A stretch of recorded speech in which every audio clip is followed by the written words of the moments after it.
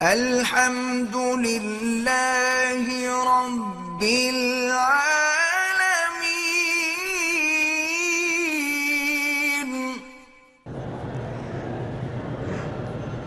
France میں check کے بدلے کیش کا کاروبار بہت زیادہ ہوتا ہے۔ لوگوں کے پاس کام تو ہے پر اپنے بینک اکاؤنٹ نہیں ہیں۔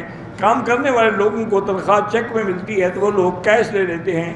جس سے کیش کرواتے ہیں وہ کیش والا اگر فوراً کیش دو تو 50 پتہ نہیں یا 5% چارج کرتا ہے۔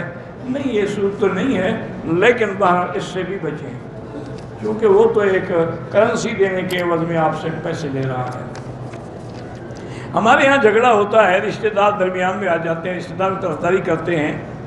آپ اس تو کہتے ہیں کہ رشتہ دار کی ہی کیوں اسی کا نام تو جاہلیت ہے نا، کہ بطور رشتہ دار مدد کرے چاہے وہ نہ حق پہ ہوں، حالانکہ مدد تو حق کی کرنی چاہیے نا۔ میرے شوہر نے دوسری شادی کی ہے، پہلی بیوی سے بھی اولاد نہیں ہے اور مجھ سے بھی نہیں ہے۔ میرے اور شوہر کے سارے ٹیسٹ ٹھیک ہیں، اب وہ تیسری شادی کر رہے ہیں۔ کرنے دو، اس کو اچھی بات ہے۔ جب تم 3 ہو جاؤ تو اتفاق کر کے ایک دن پھینٹی لگاؤ، ٹھیک ہو جائے گا۔ ایسے بگڑے تگڑے شوہر کا علاج تو پھر یہی ہے نا، 2 بیویاں ہیں، اولاد ہے نہیں، حضرت تیسری کر رہے ہیں۔ انا للہ و انا الیہ راجعون۔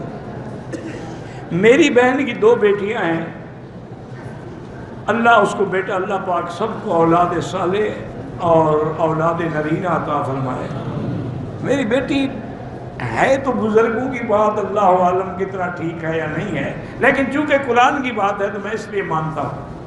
وہ کہتے ہیں کہ جب عورت کو حمل ہو جائے، اس کی دائیں پسلی پر انگلی سے سورۃ اعلیٰ سبح اسم ربک الاعلیٰ لکھ دے تو بچہ پیدا ہو۔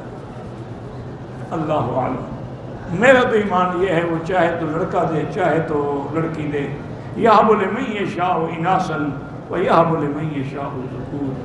لڑکا دے لڑکی دے، او یزوجہم جوڑے دے یا بالکل نہ دے، اس کی مرضی ہے۔ اب دیکھو نا، وہ کہتی ہے ٹیسٹ بھی ہمارے ٹھیک ہیں لیکن نہیں ملتی، اور اللہ کی مرضی۔